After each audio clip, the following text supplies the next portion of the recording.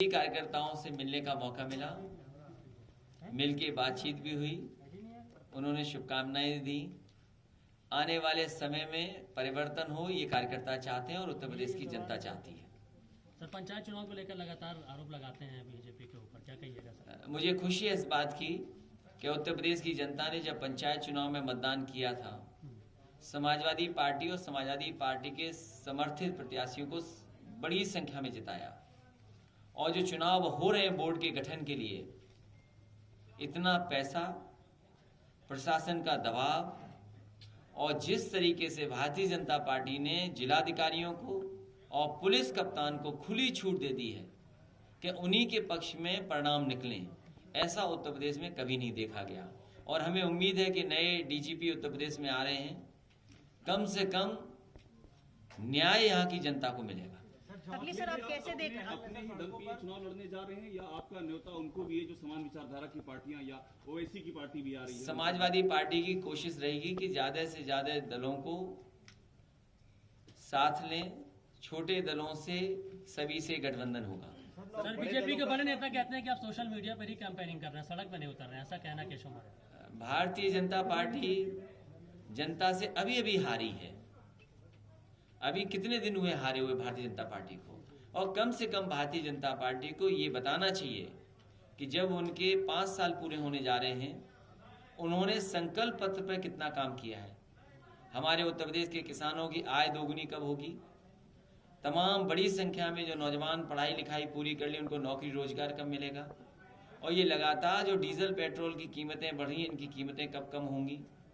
जो बड़े बड़े आयोजन हुए थे, इन्वेस्टमेंट मीट हुई थी, जिसमें ये वादा किया गया था कि इन्वेस्टमेंट के साथ साथ नौकरी और रोजगार मिलेंगे, वो आखिरकार इन्वेस्टमेंट कितना आया है। तो ये तमाम सवाल हैं जिनके जवाब देने पड़ेंगे। और अभी अभी माँ गंगा ने जो किया था कि जो उसमें डाला गया सब वापस कर दिया। क्या कभी इतने लाशें कभी देखने को मिली? माँ गंगा की सफाई हो गई, यमुना की सफाई हो गई, ये तो भारतीय जनता पार्टी को बताना चाहिए। सड़कों पे आ रहे हैं और प्रदर्शन कर रहे हैं, और उसमें चाहे शिक्षक भर्ती हो या पुलिस भर्ती हो, उन सब पे लाठीचार्ज। ये चुनाव जब शुरू हुआ था 2017 का, आप इन्हीं छात्र नौजवानों से पूछिए कि भारतीय जनता पार्टी के लोग गए थे, इनको वादा किए थे।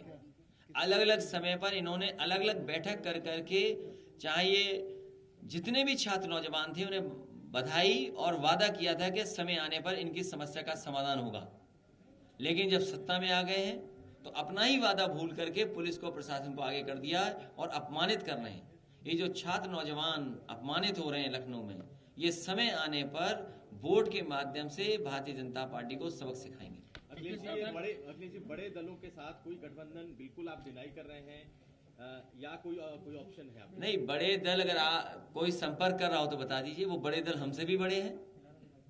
अखिलेश जी, ओवैसी साहब कह रहे हैं कि 100 सीटों पे लड़ेंगे, उनके लिए क्या विचार हैं आपके? देखिए, उत्तर प्रदेश है और भारतीय जनता पार्टी हर तरह की साजिश और षड्यंत्र करेगी जिससे कि भारतीय जनता पार्टी की हार न हो। जिनके आप नाम ले रहे हो, क्या वो भारतीय जनता पार्टी को हराना चाहते हैं? सरकार किसकी बने, भविष्य में क्या देखना चाहते हैं? उत्तर प्रदेश की जनता ने कोविड देखा है और जिस तरह से उन्हें ऑक्सीजन के लिए जान देनी पड़ गई। कोई परिवार ऐसा नहीं होगा उत्तर प्रदेश में, कोई ऐसे परिवार नहीं होंगे जो न जानते हो कि उनके परिचित की जान चली गई, न गई हो जान। तो उत्तर प्रदेश में दवाई की कमी देखी, बिस्तर नहीं थे, ऑक्सीजन नहीं थे, तो आज जनता हटाना चाहती है। सर, वो कह रहे हैं तीसरी लहर की पूरी तैयारी है, इस बार कुछ नहीं होने देंगे। सबसे पहले तो वैक्सीन लगवाना चाहिए सबको, लगातार वैक्सीन की कोशिश करनी चाहिए, ज्यादा लग जाए।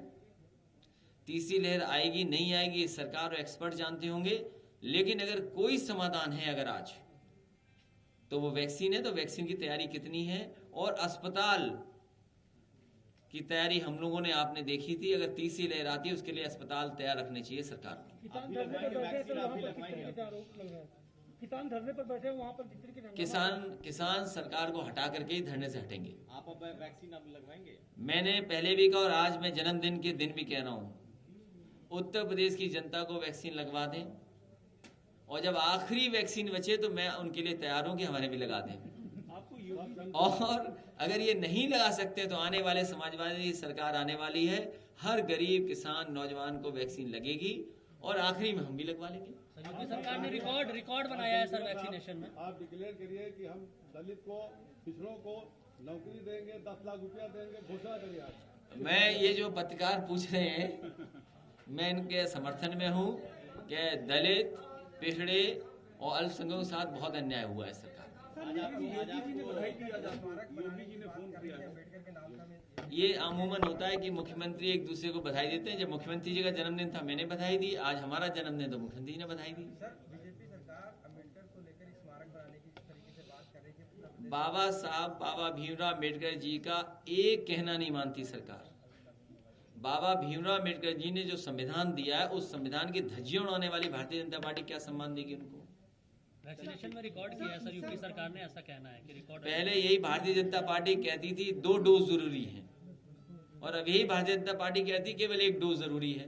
तो पहले तो भारतीय जनता पार्टी ये बताए 2 डोज कब तक लग जाएंगे? आरक्षण के नाम पर मछुआ निषाद समुदाय को भुनाने का काम किया जा रहा है। तो मछुआ समाज जाग जाए, जग गया है, थोड़ा बहुत मांग कर रहा है। अखिलेश जी, भाजपा के लोग ये कह रहे हैं कि हमने सेमीफाइनल जीत लिया है, सरकार का जिला पंचायत अध्यक्ष के तौर पर फाइनल भी जीतेंगे। इतनी बेईमानी किसी को नहीं देखी। और अच्छा, ये बहुत महत्वपूर्ण सवाल पूछा इन्होंने पंचायत को लेकर के। मैं इसी सवाल से अपना सवाल जोड़ देता हूँ कि आने वाले समय में ये बताइए, नोटबंदी का असर दिखाई दे रहा है कि नहीं दिखाई दे रहा? नोटबंदी इसलिए की गई थी भ्रष्टाचार खत्म हो जाए, लेकिन इस समय उत्तर प्रदेश में सबसे ज्यादा भ्रष्टाचार, सबसे ज्यादा पैसे का लेन देन जिला पंचायत के चुनाव में भारतीय जनता पार्टी कर रही है।